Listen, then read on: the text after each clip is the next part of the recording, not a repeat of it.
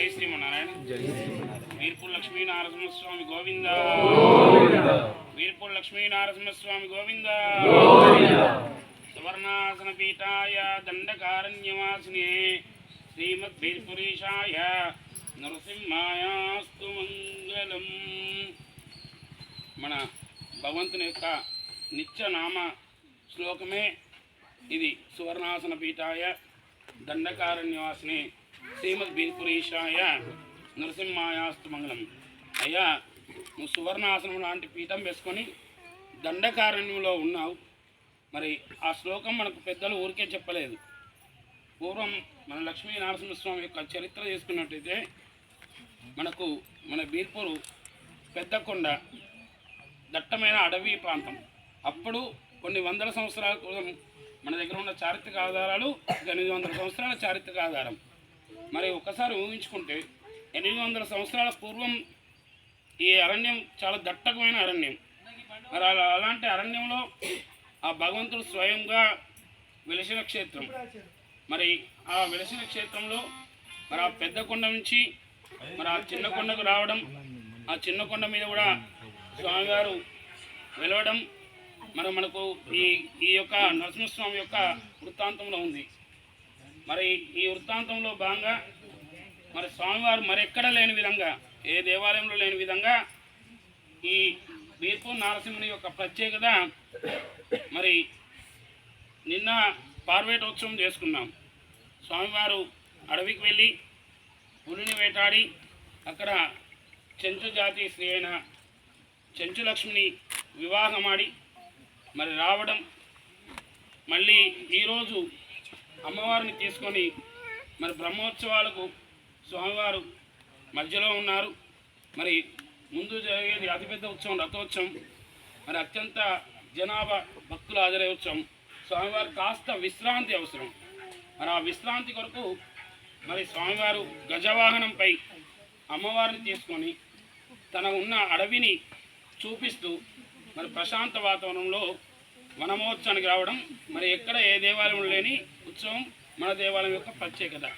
స్వామివారు స్వయంగా వచ్చి వనదేవతను పూజించి, మరి వనదేవత ప్రకృతి లేకపోతే మానవ మనుగడే అసాధ్యం. మనం తెల్లారి ఉదయం లేస్తున్న మొదలు నుంచి ప్రకృతిని, భూమాతను, అడవిని, నీటిని, ఇలా పంచభూతాలను మనం మానవులు వాడుతున్నాం. మరి అలాంటిది అడవి తల్లిని మరి పెంచితే ఎన్ని లాభాలో మనందరికీ తెలుసు. అడవి లేకపోతే మనకు ఆక్సిజన్ లేదు, చెట్టు లేకపోతే మన జీవనం మనుగడే లేదు. మరి అలాంటి స్థితిలో స్వామివారి స్వయంగా వచ్చి మన దేవతను పూజించి మొక్కలు నాటి మరి ప్రకృతిని కాపాడండి. ప్రకృతి లేకపోతే రాను మానవ మనుగడే ఉండదు. మనం చూసాం లాస్ట్ 2 సంవత్సరాల క్రితం కరోనా సమయంలో ఆక్సిజన్ అందక చాలామంది చనిపోయిన ఘట్టాలను చూసాం. మరి అలాంటి స్వచ్ఛమైన ఆక్సిజన్ ఇవాళ కొనాల్సి వస్తుంది హాస్పిటల్లో 4 గదుల మధ్యన. మరి అది మానవుడు చేసుకున్న తప్పిదమే. ఎందుకంటే ప్రకృతిని మనము ఉంచుతలేము. మనకు కావాల్సిన, మన ఇంటికి కావాల్సిన పొయ్యిల చెరుకులో లేదా ఇంకేదైనా ఫర్నిచర్ కొరకో ఇంకేదో కొరకో మనం యొక్క స్వార్థంతో ఈ వనాన్ని వాడుతున్నాం. మనకు అవసరానికి మించి వాడుతున్నాం. అవసరానికి వాడుకుందాం, కానీ అవసరానికి మించి అత్యాశతోని వాడుకొని ప్రకృతిని అంతా ఖరాబ్ చేస్తూ మానవుడు మొత్తం కాంక్రీట్ జంగల్లో జీవిస్తూ వస్తున్నాం.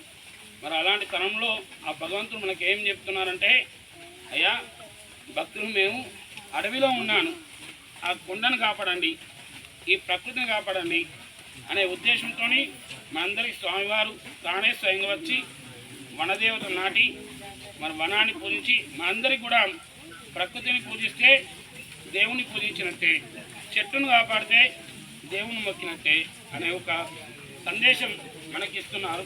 మరి అలాంటి దేవుడే స్వయంగా వచ్చి చెప్పినందుకు మనం కూడా ప్రకృతి మాతను, అడవి తల్లిని కాపాడుకుందాం, అడవిని పెంచుకుందాం.